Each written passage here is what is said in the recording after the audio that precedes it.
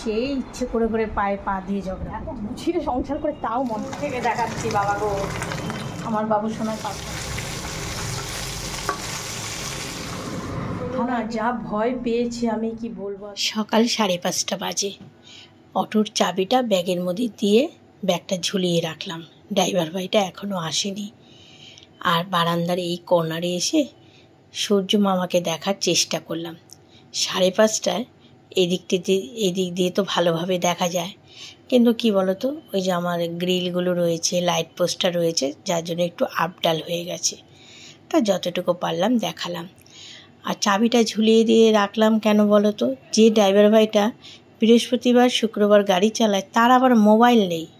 চিন্তা করো, এখনকার দিনে মোবাইল ছাড়া চলে, কিন্তু ওনার মোবাইল নেই। এসে না চিৎকার করে ডাকতে থাকে। এবার দরজা জানলা বন্ধ থাকলে যদি মানে শুনতে না পাই, কি অবস্থা শুরু করে দেয়, এই আমি চলে যাচ্ছি তোরা শুনতে পাসনি, এরকম বলে। যার জন্য আমি চাবিটা ঝুলিয়ে রেখেছি। তা দেখলাম কিছুক্ষণ পরে সেই মানে চাবিটা নিয়ে বেরিয়ে গেল। আর এদিকে আমি এখন গাছগুলো একটু মাটিটা শুকনো, এক দিদিভাই বলেছে ভেজা মাটি থাকলে কোনো সময় সার দেবে না, ফাঙ্গাস বাসা করে, যেদিন রোদ উঠবে মাটিটা একটু শুকনো শুকনো থাকবে দেবে। তা সকালবেলা এই কাজগুলো একটু করলাম। এবার দক্ষিণ পাড়ের দিকে চলে এসেছি। এই ঘরে গতকাল একটু মানে বিদ্যুৎ চমকেছে, বাজ পড়েছে দেখে জানালা টানালা সব বন্ধ করে দিয়েছিলাম। শুভ সকাল বন্ধুরা, অনেকক্ষণ আগেই তো ব্লগটা শুরু করে দিয়েছি, তোমাদের সামনে এসে আর কথা বলতে পারিনি। তো এখন একটু মুখে চোখে জল দিয়ে ফ্রেশ হলাম। আর এতক্ষণ ওই গাছ নিয়ে টুকিটাকি করছিলাম, চুলগুলো এলোমেলো ছিল, চুলগুলোকে একটু আঁচড়ে নিলাম।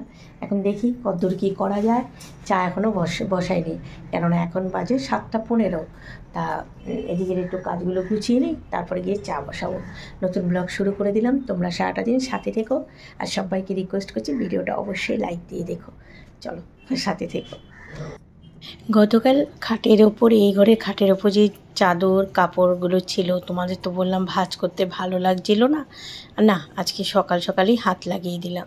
আজকে পেইন্ট মানে যে কালার করবে সেই মিস্ত্রি ভাইগুলো আসার কথা। তা ওই রুমে তো নেবই, আমার বেডরুমে নেব যখন, একেবারে ভাঁজ করে পরিপাটি করে, এই যে দেখো ভাঁজ করে ভুর করে করে নিয়ে আসছি। এবার এগুলোকে ঠিকঠাক করে রেখে ভাবলাম জানালার পর্দাগুলো খুলে দিই, কোনটা কোথায় রাখবে। পর্দাটা ভালো পর্দা, এই পর্দা আর আমার রুমের পর্দা কিন্তু একই কালার।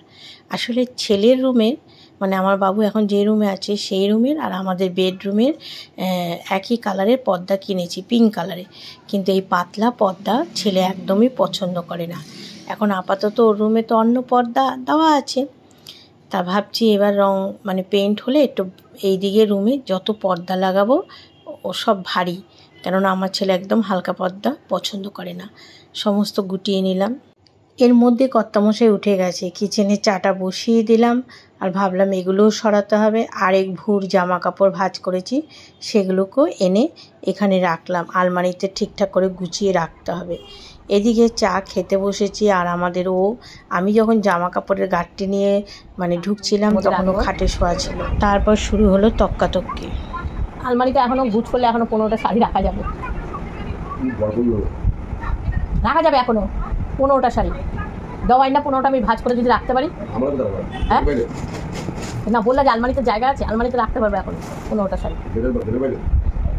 তুমি না কিনলে আমি কি করতে পারি ওই ব্যাপারে। চা খাওয়া হয়ে গেল, বিছানা এগুলো গুছাবো। মিস্ত্রি ভাইরা এখনও আসেনি, গতকাল তো বলে গেছিলো 8:30টায় আসবে। আর এইগুলো এখানেই রয়েছে, মানে তোমরা তো শুনতেই পেলে সকালবেলা কর্তামশাইয়ের সঙ্গে কতক্ষণ ঝগড়া হলো। আমার সঙ্গে মানে আমি কিছু বলিনি, সেই ইচ্ছে করে করে পায়ে পা দিয়ে ঝগড়া করছে। যখনই ওই ঘর থেকে আমি মানে কাপড় চোপড়গুলো এনে এখানে রাখছি, ওর মধ্যে বিছানার চাদরও আছে, কিন্তু বিছানার চাদরগুলো চোখে দেখতে পাচ্ছে না, সবইভাবে আমার কাপড়। বলে কি আলমারিতে জায়গা ধরবে তো। তারপরে আমি বলেছি আরও 15টা এনে দাও, ঠিক ধরবে। নিজে তো কিছু কেনো না, নিজে কিছু কেনো না, বলে তোমার সঙ্গে যদি আমি এখন মনে করি যে না আমিও কিছু কিনবো না, তাহলে আর করতেই হবে না কিছু। এখন এতক্ষণ আলমারি খুলিনি, এখন খুলে গুছাবো, নাহলে আবার ঘরে থাকলে যদি দেখে কিনতে গিয়ে যদি দেখে আবার ভর্তি, আবার বগর শুরু হয়ে যাবে। এই তো হয়। এখন দোকানে গেছে, দোকান খুলতে আর আমি গুছাই। না চলে এসছে, তোমাদের সঙ্গে কথা বলতে বলতে মিস্ত্রি ভাইরা চলে এসছে, যাই দেখে ওদের আবার কী কি সরাতে হবে না হবে, পরে ঠিকঠাক করছে, আগে দেখি এদের কি অবস্থা, কিছু সরাতে হবে কিনা। পেন্ট কিন্তু দক্ষিণ পাড়ের সমস্ত ঘরগুলোই হবে, আর আমরা যে দিকটা রয়েছি সেই দিকে পেন্ট হবে না। গেছেবার আমি করেছি ওখানে পেন্ট। আর এই দেখো এই রুমগুলোকে একটু ভিডিও করে রাখি, এই রুমগুলো তো কালার পাল্টে যাবে তাই না। আর বালতি বুলতি সব রঙের সমস্ত কিছু নিয়ে এসছে। হ্যাঁ, আর এই দিকে কি দেখছে বলো তো, টাইলসগুলো বসানোর পর ওই যে যেটুকু জায়গা মানে একটু চটে গেছে রং, সেগুলো এরা রিপেয়ারিং করবে। আর এই ভাইগুলোই আমার রুমে আগে রং করে গেছিলো। তা বললো বৌদি টাইলসের ওপর রং পড়লে না সহজে উঠতে চায় না, এখানে প্লাস্টিক লাগিয়ে করতে হবে। তা ওর সঙ্গে কথা টথা বললাম। তা আজকে বললো যে বেলা মানে মালপত্র আনবে তো, আর আমরা কন্টাকে দিয়ে দিয়েছি, তাই টাকা নিয়ে কিছু মালপত্র কিনতে গেল। আর এইদিকে আলনার মধ্যে ওই বোনটা যে শাড়ি দিয়েছে সেইটাও তুলে এখন গুছিয়ে রাখবো। এই যে এটাও নতুন রয়েছে, এটাই ভেবেছিলাম লোকনাথ বাবার পুজোর দিন পরবো, ওই যে নতুন বউ বাপের বাড়ির থেকে যে দিয়েছে। আবার যে এটা যেদিন পরবো সেদিন আমার কথা বলবে এটা কবে কিনেছো, খেয়াল থাকবে না যে এটা আমাকে দিয়েছে, ভাববে আমিই কিনি। এই অবস্থা হয়, যখনই কাপড় চোপড়ের কথা ওঠে তখনই শুরু হয়ে যায় গজল। এখন দেখো এই যে পুজোতে যে আমি 3টে শাড়ি পেলাম, সেগুলোকে আমি কিনেছি, আমি তো পেয়েছি, আমি কী করা যাবে।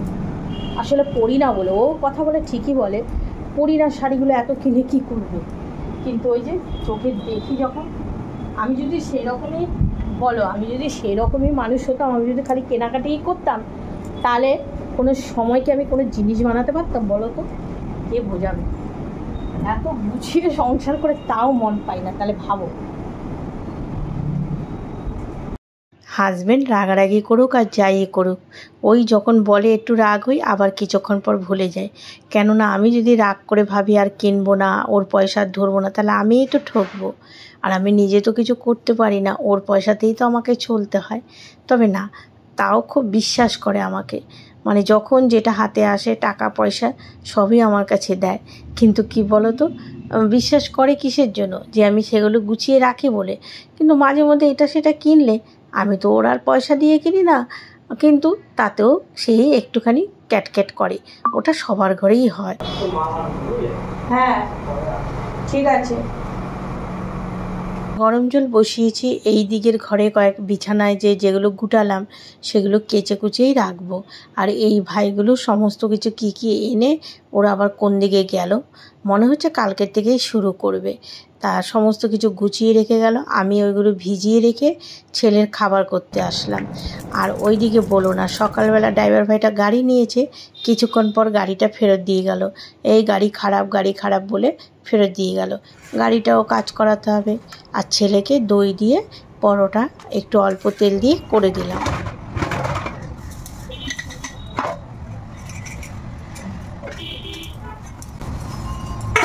বাসনগুলো ধুয়ে তারপরে যে কাঁচাগুলো ভিজিয়েছি ওই নিয়ে ভাবছি ছাদে যাবো,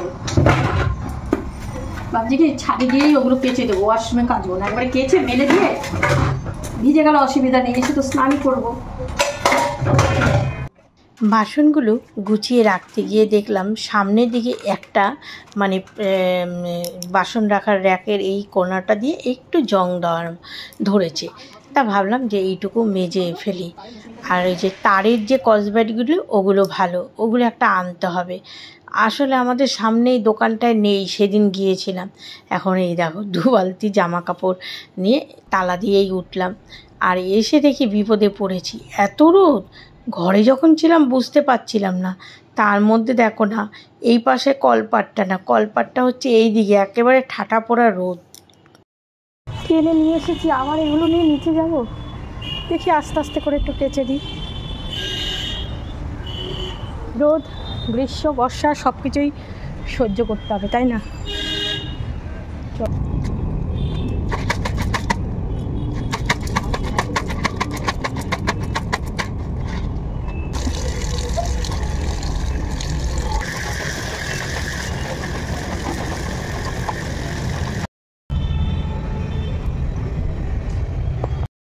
একটা পিলো কভার ভালো করে ধুয়ে নিয়ে বেশি করে জল দিয়ে চুপচুপ করে মাথার ওপর দিয়ে তারপরে কাজ করছি। ওড়না দিয়েছি, ও পাতলা ফিনফিনে ওড়না, মাথার টাক গরম করে দিচ্ছে। কাঁচা হয়ে গেছে, কেচে নিয়েছি, এবার মেলে দেবো। তোমরা হয়তো বলবে যে দিদি ভাই তুমি রোদের মধ্যে কেন কাচলে। দেখো একটা জিনিস দেখাচ্ছি তোমাদের, দাঁড়াও। এই পাশের ফ্ল্যাটে পেন্ট হচ্ছে, দড়ির মধ্যে ঝুলে এই যে নিচে নেমে যে রং করছে, তাকে কতক্ষণ যে রং করতে হবে রোদের মধ্যে দড়িতে ঝুলে, ভাবো। আর আমি তো একটু কাজ করে ঘরে চলে যাবো। এরকম অনেক মানুষ আছে, আমাদের চোখের সামনে পড়ে না বলে, আমরা ঘরে থাকি বলে একটু রোদ দেখলেই কী রোদ সহ্য করতে পারি না। কিন্তু কী করা যাবে, সমস্ত পরিস্থিতির মধ্যেই কাজকর্ম করতে হয়। চলো এবার মেলে দিই।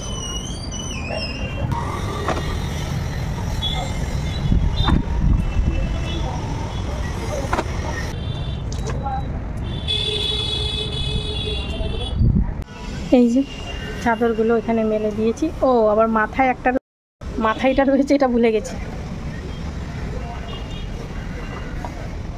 স্নান করে ঠাকুর ঘরে এসে পুজোটা ঝটপট দিয়ে ঠাকুর ঘর থেকে বেরিয়ে দেখো সোজা চলে যাচ্ছি রান্নাঘরে, কেননা রান্না বান্না তো করতে হবে। চলে এসেছি রান্নাঘরে, আর পেছনে গামছাটা বাঁধাই থাকবে, বেশ আরাম লাগে। আর জানো গরমে না যাই রান্না করি, অল্প অল্প করে রান্না করি, কিছুতেই খেয়ে আর শেষ করা যায় না, একটু একটু করে থেকেই যায়। আজকে দুরকম মাছ এনেছে, ডাল আর মাছ করবো, আর সেই একটু শাক ভাজা রয়েছে, একটু খারকোল ভাজা রয়েছে, ফ্রিজে রয়েছে, খেয়ে শেষ করা যাচ্ছে না। ছেলের জন্য, ছেলের প্রিয় পাবদা মাছ, আর আমাদের জন্য এনেছি ইলিশ মাছ। চলো, এই যে ইলিশ মাছ নুন হলুদ মাখানো হয়ে গেছে, আর এই যে বাবুর পাবদা মাছটা।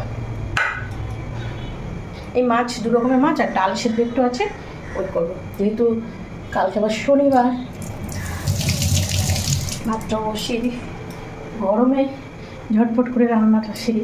আমাদের ও বলে কি ঘুম থেকে উঠে আগে রান্না সেরে বেরিয়ে আসবে, তারপরে পুজো দেবে, কারণ গরমে রান্নাঘর থেকে। কিন্তু আমি বললাম হয় না, ওই সকাল সকাল রান্না করা হয় না, সে খেতে খেতে তো বেলা হয়ে যায়। ঠিক আছে, রান্নাটা তো বসাই। ইলিশ মাছগুলো নুন হলুদ মাখানো হয়ে গেছে, আর এই যে বেগুন বের করে নিয়েছি ইলিশ মাছ করব বলে। দেখো কাঁঠাল গাছের ডালটা না আমার রান্নাঘরের এখানে, জানলার এখানে এসে রান্নাঘরটা কেমন একটু অন্ধকার অন্ধকার লাগছে।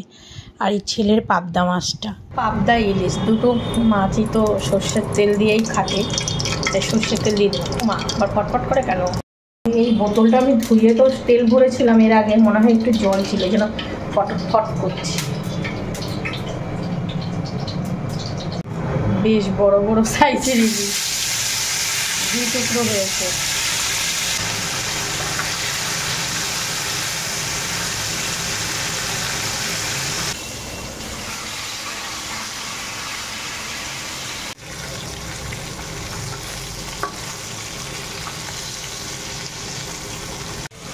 কাঁচা লঙ্কা আর একটু জিরে আর এই সাদা সর্ষে বেটে দেবো ছেলে পাবদা মাছ।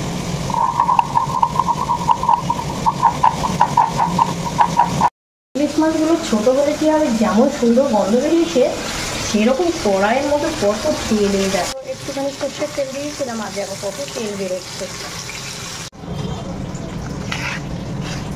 এটা দিয়ে ছেলের পাবদা মাছটা বসাবো, আর এখন একটু কাঁচা লঙ্কা আর কালো জিরা বাটবো ওই ছোটো ইলিশ মাছটার জন্য।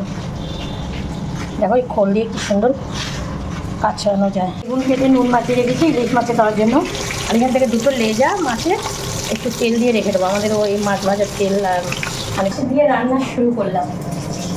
মাছটা আনা হয়ে গেছে, ডাল সেদ্ধ বের করে নিয়েছি, বেশিক্ষণ লাগবে না ডাল সেদ্ধ দিয়ে টক ডালটা বসাতে। তাও মশলাটা করছি এখন, মানে ইলিশের পাবদা মাছের, কিন্তু বসিয়েছি ইলিশ মাছ। পাবদা মাছের মশলাটা করে রাখি, এই সর্ষে লঙ্কা জিরে বেটে নিয়েছি, আর একটু দই, একটু নুন চিনি ফিটিয়ে রাখি। মাছ ভাজা হয়ে গেছে, ইলিশ মাছ ভাজা, বেগুন তেল আছে তো, এটার মধ্যে একবার ইলিশ মাছটা করে নিয়ে তারপরে পাবদা মাছটা বসাবো। আর এই বলো না একটু লেজা ভাজা আমাদের ওর জন্য তুলে রাখলাম। যদি ভাজা মাছ আলাদা রেখেছি, নাহলে না তেলটা পুরো ভাজা মাছে শুষে নেবে। গ্যাসটা নিভিয়ে দিয়েছি।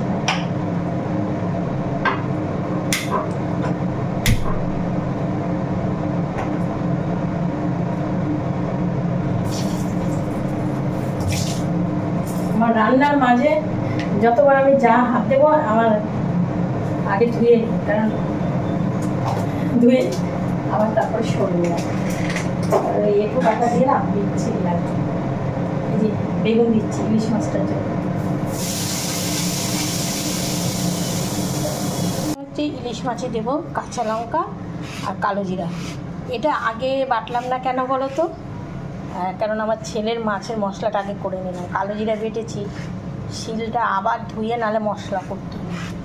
এই জন্য কী হলো, আগে সাদা সর্ষে বাটলাম, তারপর কালো জিরা বাটলাম, এবার একবার ধুলেই আমার হয়ে যাবে। কেসের ভেতরে বক্সের ভেতরে কিলো শুকান শিল ধুয়ে নিয়েছি।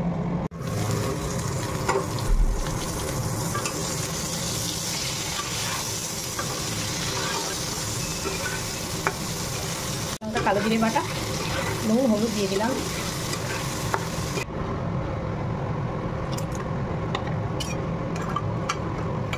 দিয়ে নামিয়ে দিলাম। থালায় বেড়ে রেখেছি, দেখো কি সুন্দর হয়ে গেছে কালারটা ইলিশ মাছের। আর এখানে ডাল ফুটে গেছে, এবার ফোড়নটা দিয়ে নেবো। টক ডালি করছি। গ্যাস নিভিয়ে দিয়ে তারপরে সম্বাদ দিচ্ছি কী বলতো, ফোড়নটা বেশি ভাজা হয়ে গেছে। গতকালে খারকোল ভাজা রয়েছে, শাক ভাজা, আর এই যে মাছের ঝোলটা হয়ে গেছে, ডালটাও হয়ে গেছে। এখন ছেলের মাছটা বসাবো, এগুলোকে নামিয়ে রাখলাম। পটকা ফাটার আগে আমি এই জায়গাটা মুছে নিই। মানে পটকা মানে কি বলো তো, পাবদা মাছ দেবো না, কড়াইতে তেল দিয়ে দিয়েছি। আর এই জায়গাটা একটু দূর থেকে দেখাচ্ছি বাবা গো। ওর জন্য একটু তেল রেখে দিয়েছি, আর মাছ ভাজা দুটো এখানে রেখেছি। নাহলে কী হয় বলো তো, ভাজা মাছের না তেলটাকে শুষে নেয়। খুব ঝটপট করে রান্না হয়ে গেল, যেহেতু ইলিশ মাছ, তাড়াতাড়ি এই ইলিশ মাছ অন্য মাছের থেকে রান্না হয়।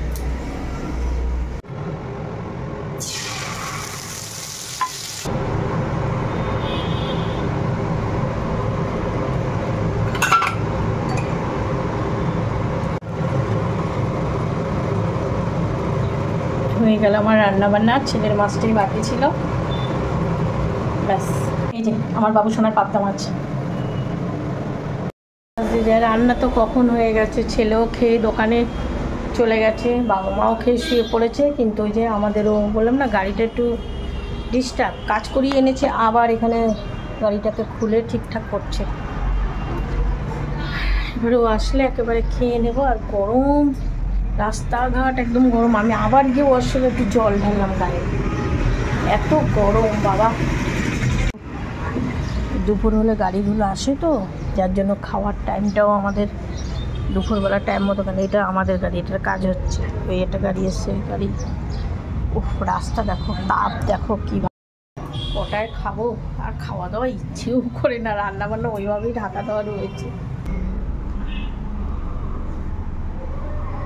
পাম্পটা আরেকবার ছেড়ে দিলাম, কেননা সকালে ছেড়েছি, জল গরম হয়ে রয়েছে। আমাদেরও স্নান করবে, বালতিও বাথরুমে ভরে রেখেছি, যে এসে যাতে জলটা শাওয়ার চলে জলটা গরম পড়ে, আর জল ভরে রাখলে জলটা ঠান্ডা থাকে। এই খাওয়া হলো 4:20 বাজে। আর বলো না, যা ভয় পেয়েছি আমি, কি বলবো আর তোমাদের। আজকে যদি আমি এইখানে না বসা থাকতাম, আমার মিঠু শেষ হয়ে যেত। আমি ও খেতে আসছে না বলে, আর ওই সব ঘরের পাখা ছাড়ার থেকে আমরা এইদিকে দুটো দেয়াল আছে, এইদিকে পাখাটা ছেড়ে আমি ডাইনিংয়ে এখানে বসে মোবাইলটা করছি। এমনি দিন বেডরুমে বসে, আর এই দরজাটা খোলা। মিঠু বেশিরভাগ সময় না গলা বের করে, ওই যে খাঁচা ফাঁকা করে বেরিয়ে এরকম গলাটা বের করে রাখে। এবার আমি দেখছি সাদা বিড়ালটা দৌড়িয়ে ঢুকেছে। এবার গিয়ে দেখি, মানে আমি কী বলবো, আমার গায়ের লোম দাঁড়িয়ে গেছে। গিয়ে দেখি মানে এখান থেকে আমি দরজাটা এইভাবে তো, আর বিড়ালটা পুরো একদম এরকম করে আমি সরাচ্ছি না ভয়ে, যে ও মনে আমার মিঠুকে মাথার মধ্যে কামড় দিয়েছে। মানে খাঁচাটাকে এরকম করে ধরে দাঁড়িয়ে রয়েছে, একদম পুরো টান হয়ে দাঁড়িয়ে পড়েছে বিড়ালটা, একদম এই নিচ থেকে এরকম উঁচু, মিঠুর একদম খাঁচাটার উঁচু পর্যন্ত। মিঠুকে তো উঁচুতে রাখি, আর আমি ভয়ে, মানে কী বলবো, গায়ে লোম দাঁড়িয়ে গেছে। আমি ভয়ে দরজা ঠেলছি, না হলে আমার মিঠু বুঝি শেষ। তারপর আমি ঢুকেছি, আমি তাড়াচ্ছি, মিঠু ওই পাশে চলে গেছে, মানে খাঁচাটার ওই পারে চলে গেছে। আর আমি তাড়াচ্ছি, ও আমাকে তেড়ে দেখছে। বিড়াল কিন্তু রেগে গেলে খুব হিংস্র হয়ে যায়। মানে কি বিশ্বাস করবেন, আমি যে যা ভয় পেয়েছে, আমার সাথে সাথে বুক যন্ত্রণা উঠে গেছে। আলে আমার মিঠু বুঝি শেষ। অনেকেই বলে মিঠুকে এরকম আটকে রেখেছে কারণ মিঠুকে ছেড়ে দেবে, মিঠু উঠতেই পারে না। নাহলে আমার বাবু না কতবার বলে ওমাকে ছেড়ে দাও, ও উঠতে পারে না। ওই যে মেয়েটার কাছে থাকতো সে আমার কাছে এইভাবে রেখে গেছে, যার জন্য আমি ওকে ঘরের মধ্যে রাখি। আর এখন আবার আমাদের ও খেয়ে নিচে যাচ্ছে, দেখি সাদা ভাম বিড়ালটা আবার সেই সিঁড়ি দিয়ে উঠছে। ও বলে কি লোভ পেয়ে গেছে, তুমি শিগগিরই দরজা দিয়ে রাখবে। চিন্তা করতে পারো মানে কী অবস্থা। এখন মিঠু চুপ করে রয়েছে জানো, একদম ভয় পেয়ে গেছে। ওকে ওইরকম করে করেছে, ও ছ পায়নি তো। আজকে যে যা ভয় পেয়েছে, আর আমার মিঠু বুঝি শেষ গো। পোষা জিনিসের যে কী কত মায়া, সে যারা পোষে তারাই। আমি এখান থেকে ভাবছি আর বলছি আমার মিঠু মনে গলাটা কামড় দিয়ে দিয়েছে। এত উঁচুতে মানে ও নিচ থেকে দাঁড়িয়ে এত উঁচু পর্যন্ত ও থাবা বসিয়ে দিয়েছিল, আর মিঠুতে এই পাড়ের দিকে ছিল। ছাদে এসে গাছগুলোকে ভালো করে বেশি করে 2-3 বালতি করে জল দিয়ে স্নান করালাম। আরে যা গরম পড়েছিল, এখন বেশ সুন্দর একটু ফুরফুরে হাওয়া দিয়েছে। আর আজকে আমাদের তো চা খাওয়ার তাড়া নেই, কেননা 4:30টার সময় তো ভাত খেয়ে উঠলাম। কিছুটা ভাত ছিল, জল ঢেলে রেখে দিয়েছি যে রাতের বেলা জল ঢালা ভাত খাবো। এত গরম এখন একটু হাওয়া দিয়েছে আর গাছে জল দেওয়া হয়ে গেছে। আর এই যে সকালে যা কেচেছিলাম সমস্ত শুকিয়েছে, যাওয়ার সময় নিচে নিয়ে নামবো, তারপরে গা হাত পা ধোবো। আর গা হাত পা ধোয়া না ধোয়ার সময় উফ বাবা গো, গতকাল যা মানে বিদ্যুৎ চমকালো, সেরকম পরিমাণে বৃষ্টি তো হলোই না, কি আর করা যাবে। না হলে আবার বৃষ্টি শুনলাম তো বর্ষা বলে ঢুকবে, সে আশাই থাকি। এই গামছাটাই নিয়েছি এখন। ঠিক আছে, ফুরফুরে হাওয়া বেশ ভালো লাগছে। ব্লগটা এই হাওয়াতেই শেষ করি। ঘরে ওই কোমর গরমের থেকে ফুরফুরে হাওয়ার মধ্যে দাঁড়িয়ে থেকেই ব্লগটা শেষ করছি। আবার দেখা হবে আগামীকাল নতুন একটা ব্লগে। সবাই ভালো থেকো, সুস্থ থেকো। আমার ভিডিওটা যদি তোমাদের ভালো লেগে থাকে লাইক শেয়ার কমেন্ট করে আমার পাশে থেকো। টাটা।